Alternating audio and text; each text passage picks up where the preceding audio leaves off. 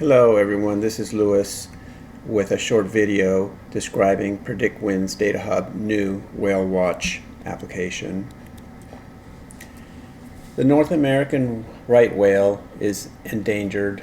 There's only 350 specimens estimated to be alive on the eastern seaboard of the United States. So this all started with a directive from NOAA looking for ways to prevent collisions with whales. And since we've now had something called Over the Horizon AIS for over a year now, it occurred to us that we could really help the whale population by avoiding vessel strikes by simply using our Over the Horizon AIS product, extending it to include aids to navigation which indicate whale positions so that vessels can see where these whales are and then avoid them or slow down when they're in the vicinity to try to protect these wonderful animals that are quite endangered.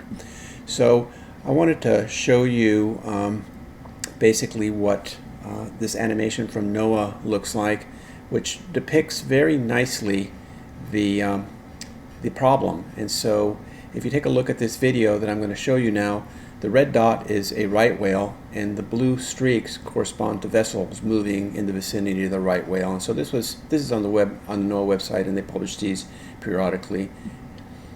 And so you'll take a look. So where there's our right whale moving its way into the Atlantic, and it's just getting buzzed by all these vessels moving. And so it's pretty clear that it would be good if these vessels knew that this right whale was out there to try to slow down and avoid any potential problems. And so hence our interest in providing this application. So let me just give you a quick demonstration. Again, what we'll do is we'll configure a DataHub to provide NMEA aids to navigation on whale positions and display them on a chart. So the first thing we need to do, as with anything DataHub, is to log into it. So we Wi-Fi connect to it and log into it. And once you've updated it, you'll notice that we have a new application called Whale Watch. So if you click on that, you'll see a settings menu. You can enable it. Then you set the polling interval. The default polling interval is really in 1 hour, and there's really no need to change that. I've been doing testing here, so I set it to 5 minutes. But this indicates the speed or the time, the interval between the download of the whale data. Now we display about 2 days worth of whale data, and whales don't move very quickly, so probably an interval of 1 hour is fine. We also set a range. We're located in Tennessee. There are no right whales in Tennessee, so I've set the range to 1,000 miles so that we can see right whales off the coast of the US. And if you have to have an Iridium interface, we can also download whale data over Iridium, and so you would go ahead and select that. So once you do that, you do a save and apply, and at that point basically the whale data will show up on a chart. And so let me show you what that looks like.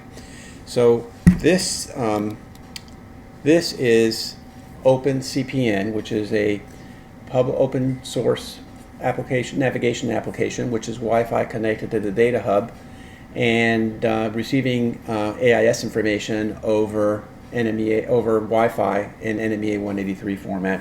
And so you see that there's a little red cross here, so we're in Tennessee. And then you notice that we also set the vessel range to be, I think, 300 nautical miles. And so we're looking at all the AIS vessels that are within 300 nautical miles from us. And we also see aids to navigation. These aids to navigation correspond to whales. And so if I click on one of these, this is a humpback whale. Here, humpbacks. And then up here we have fins. And no right whales today. So we can just go ahead and zoom in and see. And so here's a pod of whales off the coast of New York, and you'll see the location, like the A's and navigation. And so each whale identification, each whale ID'd is specified as a to navigation. You can double click on these and it'll show you information about that specific specimen. So this is a fin whale. It was last reported 37 hours ago. at that particular location, and it's 576 nautical miles from us. So, so knowing where the whales are on your chart basically allows you to slow down, prevent collisions with these vessels. And so while we're here, also I'll just quickly point out that we do AIS vessels as well. And so here's Falcon 1, and again, if we just double click on these, you get information about that particular vessel. And so this is a Japanese cargo vessel of some sort underway.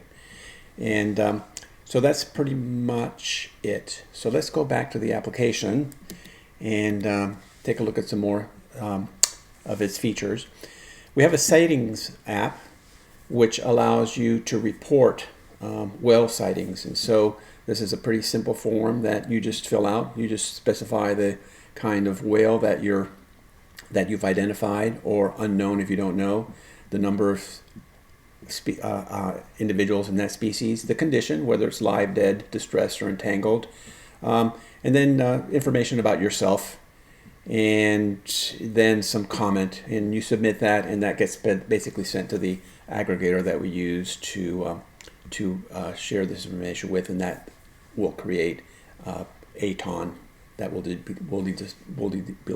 displayed on the chart. In addition, we have this report tab, which gives you more information about the actual sightings and what's available on the AIS. AIS is a little limited. I think we only have 34 characters that we can use to display information, and so we display the species of the whale and the time of sighting. But the report will basically give us all the information. It'll give us basically the species, so sorted by species, the location, the age at which that was last reported, a unique ID for that individual, the number of individuals sighted at that location, and whether that sighting has been confirmed and whether it's been trusted. Also, the comments indicate how that information made it to us from our aggregator. And so on the East Coast, we have all these acoustic Slocum gliders, which are basically electronic submarines that swim around with which can acoustically detect the different whales and identify them by their sounds.